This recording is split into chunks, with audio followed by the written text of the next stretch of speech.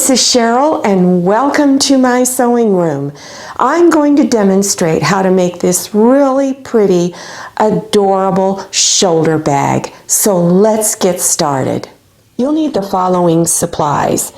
You could buy quarter yards up to a half a yard, or you could buy fat quarters. So the fabric for the outside, one 12.5 inch by 19.5 inch. Lining, one piece, 12.5 inch by 19.5 inch. The flap of the bag, two pieces, 10 1/4 inch by 8 3/4 inch. The straps, you'll need two pieces, 3.5 inch by 42 inch. You can use either Pellon Craft Fuse or any heavy iron-on interfacing. One piece, 12.5 inch by 19.5 inch. One more piece, 10 1/4 inch by 8 3/4 inch. On just one of your pieces for the purse flap, have the back side of the fabric facing up. Take your fusible iron-on interfacing, put the glue side down on top, and the glue side is usually shiny, so that's how you'll know which one it is. Place a damp cloth over the top. I keep a spray bottle at my ironing board and I spray the cloth down real well. Then you're going to hold your iron in place for 15 seconds. After 15 seconds is up, lift, lay it down again, hold it for 15 seconds, and keep repeating that until the entire surface is covered. Then let it cool down for several minutes so that the glue can set. Repeat the process for the fabric for the outside. Fuse the interfacing on just like you did for the purse flap. Then on both pieces, do a basting stitch close to the edge all the way around. The reason for doing that is sometimes while you're trying to stitch everything together, the interfacing has a tendency to lift off of the edges. Take your lining piece and fold it in half. Line up those top edges, and down at the folded bottom, you're going to draw some lines. Place a ruler down there in the corner, and on this edge here, place the 1 3/4 inch line, and on the folded edge, place the 1.5 inch line. So again, 1 3/4 here, 1.5 here. And trace around it. And do the same thing on the other corner. Trace around it. With a pair of scissors, go ahead and cut right on the lines that you drew. And you're going to do it on both corners. When you're done, your two lower corners should look like this. And then also do it on the fabric for the outside of the bag. If you want to put pockets on the inside, then of course attach it to the lining. If you need instructions on how to put pockets on, click on the link in the upper right hand corner. To make the curved edges on the flap, on the back side of your fabric for the flap, take something round, a small bowl or a small plate. When the sides of the bowl or plate hit the edges of your fabric, then draw a line and do the same thing over here. Then bring your two fabrics, front sides together. Place pins on these three sides to hold everything together. After you've pinned, then stitch 1/4 inch seam all the way around the three sides. Then trim this corner fabric off.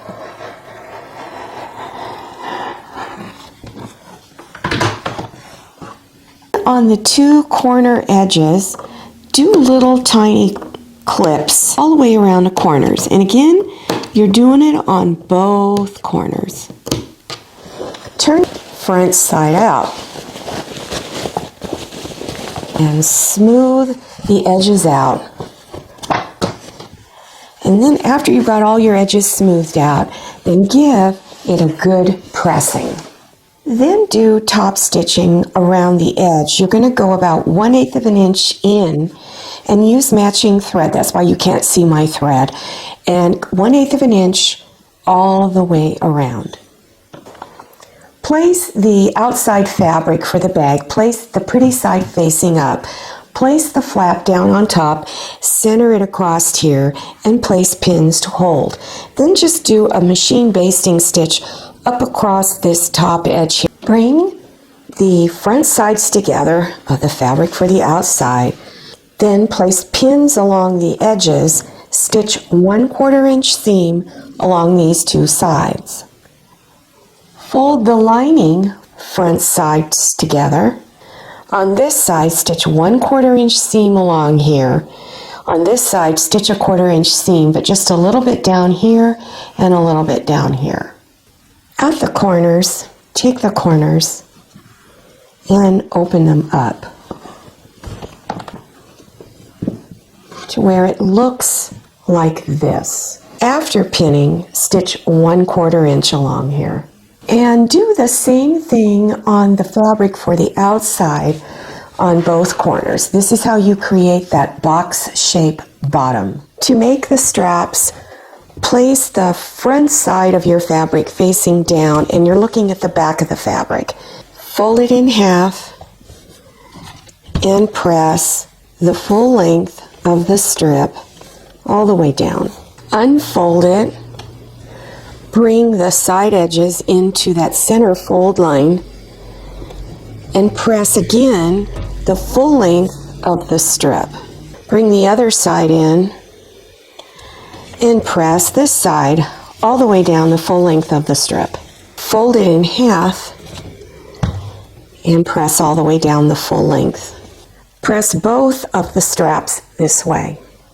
Here you have the two folded edges together here and the two folded edges together here. Turn it and bring it on top so that the little double fold is right here and the other one, the double fold, is on the other side. Then stitch right along this edge real close and then go along this edge real close, all the way down the full length of the strip. I did not pin the two strips together. I'm just holding them together, stitching about 1/8 of an inch from the edge. And just adjusting as I go along. Insert the strap on the inside of the bag and make sure the strap is not twisted. Pin each end of the strap over the seam on each side. And I want the black side of my strap to show, so I've put the black side against the fabric for the outside there. And pin it on each side, then do a little temporary stitch up there just to hold it in place. Make sure the flap and the strap are on the inside of the bag.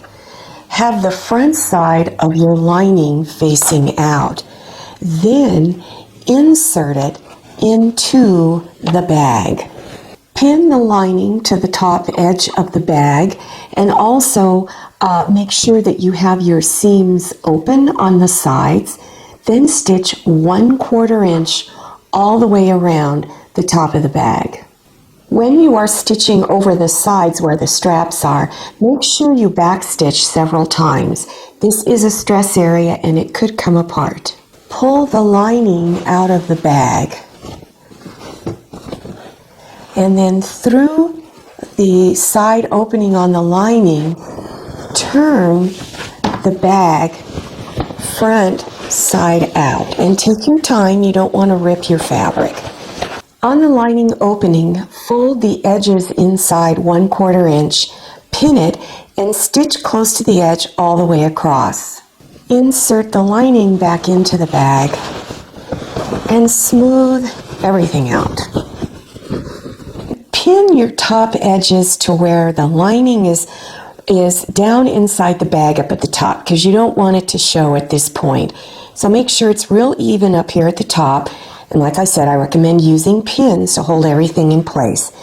Then stitch 1/8 of an inch from the top edge all the way around the bag.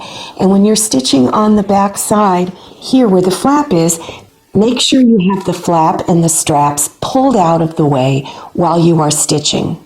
I'm going to give you a few suggestions on what you can do to keep the bag closed while it's being used.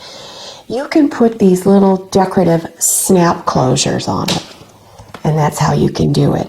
If you're interested in doing the snap closure, I have a video that you can go to learn how to do that. So click on the link in the upper right-hand corner. You would first place the snap closure down here on the lower portion of your flap closure. I would say at least an inch from the bottom edge here. Then fold it over, see where that ends on the front of your bag, and then put the other side there. Here's how I did my closure. On the inside, I put a piece of Velcro that's about 2 inches long right up here near the top. And I did it this way only because my right hand is very handicapped, so this is just easier for me. I recommend that you stitch around the edge of the Velcro twice and make sure that you use matching thread so that it doesn't show on the back side.